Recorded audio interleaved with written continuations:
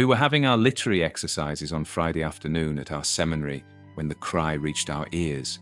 Rushing to the door and standing on the front portico, we beheld in the direction of the theological seminary a dark, dense mass moving towards town. Our teacher, Mrs. Eyster, at once said, "Children, run home as quickly as you can." It did not require repeating. I am sure some of the girls did not reach their homes before the rebels were in the streets. As for myself, I had scarcely reached the front door when, on looking up the street, I saw some of the men on horseback. I scrambled in, slammed shut the door, and hastening to the sitting room, peeped out between the shutters. What a horrible sight! There they were, human beings, clad almost in rags, covered with dust, riding wildly, pell-mell down the hill toward our home, shouting, yelling most unearthly, cursing, brandishing their revolvers, and firing right and left. I was fully persuaded that the rebels had actually come at last. What they would do with us was a fearful question to my young mind.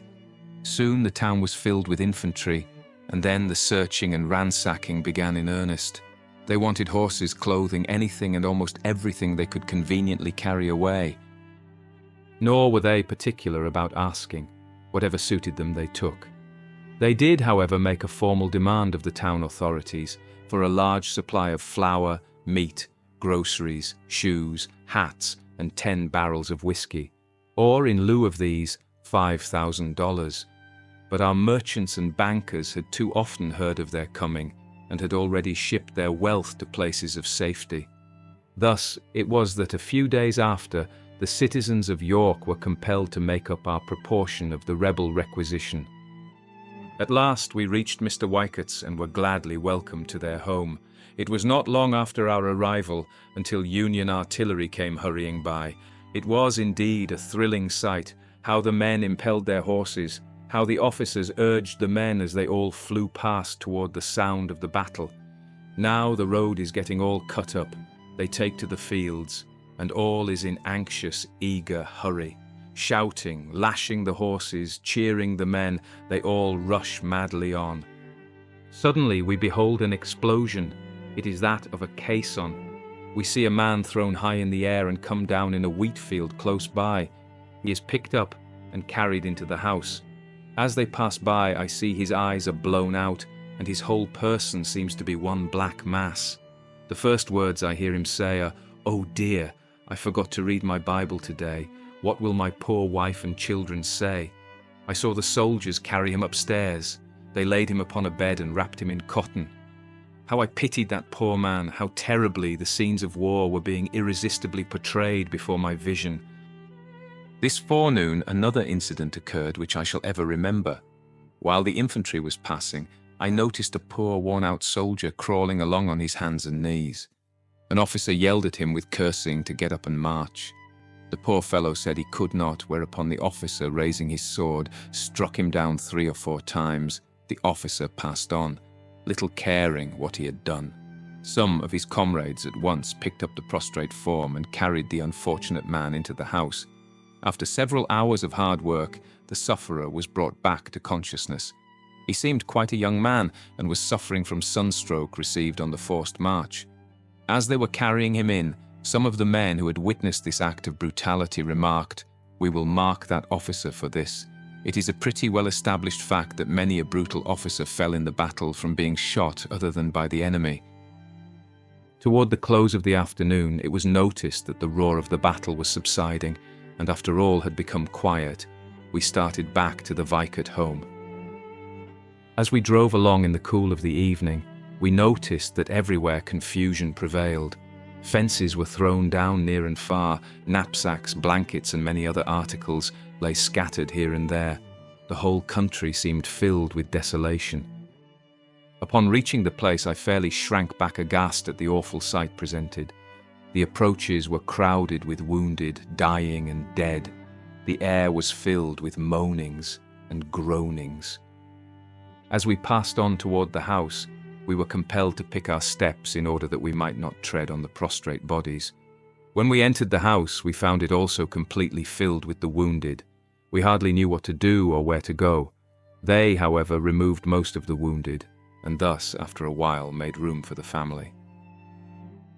As soon as possible, we endeavored to make ourselves useful by rendering assistance in this heart-rending state of affairs. I remember Mrs. Wykert went through the house, and after searching a while, brought all the muslin and linen she could spare.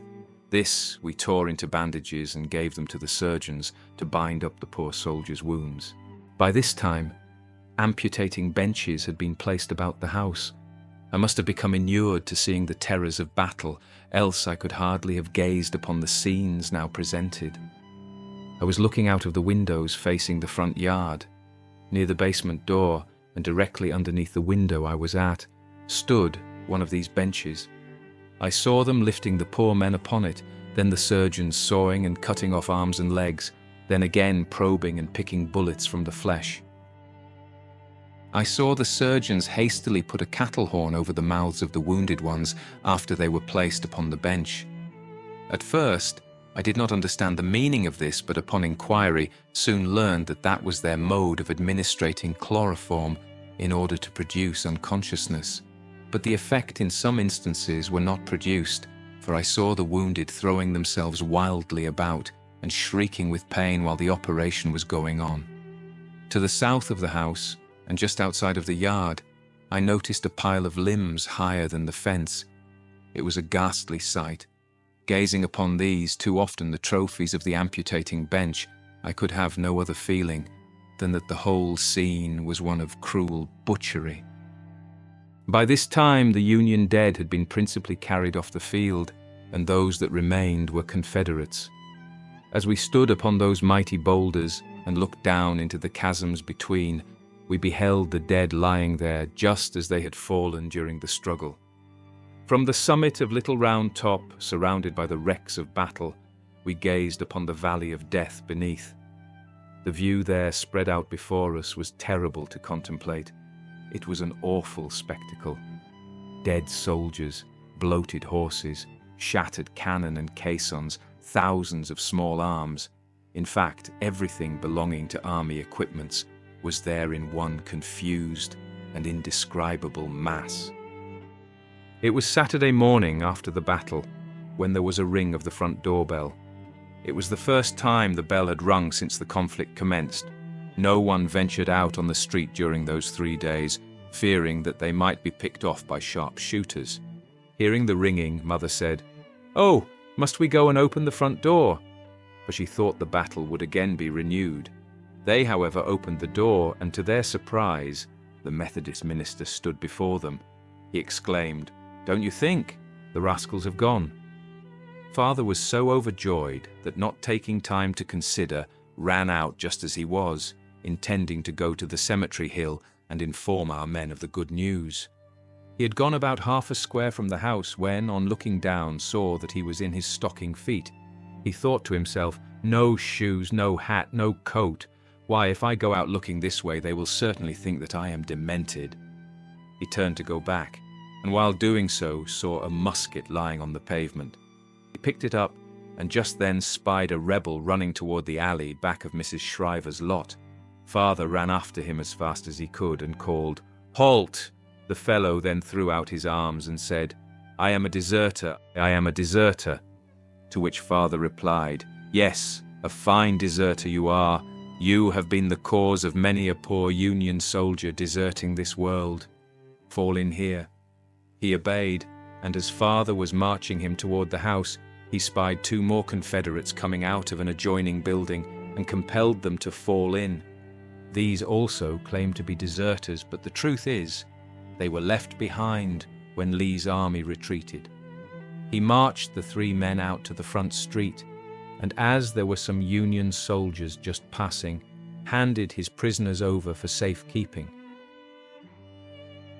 A few days after the battle, several soldiers came to our house and asked Mother if she would allow them to bring their wounded colonel to the place, provided they would send 2 nurses along to help wait on him, saying they would like to have him kept at a private house. As we had a very suitable room, she consented. He had been severely wounded in the right ankle and shoulder, latter wound extending to his spine. The surgeons at first wanted to amputate his foot, saying it was necessary in order to save his life. But the colonel objected, and said that if his foot must go, he would go too. Several months elapsed before he was able to be removed, when, on a pair of crutches, he left for his home in St. Paul. As he was leaving the house, he could hardly express fully his thanks and appreciation of our kindness, and on parting kissed us all, as though he were bidding to his own kin. We, on our part, felt as though one of our own family were leaving. He promised that whenever able he would come back to see us. The officer of whom I have just written was Colonel William Coville of the 1st Minnesota Regiment,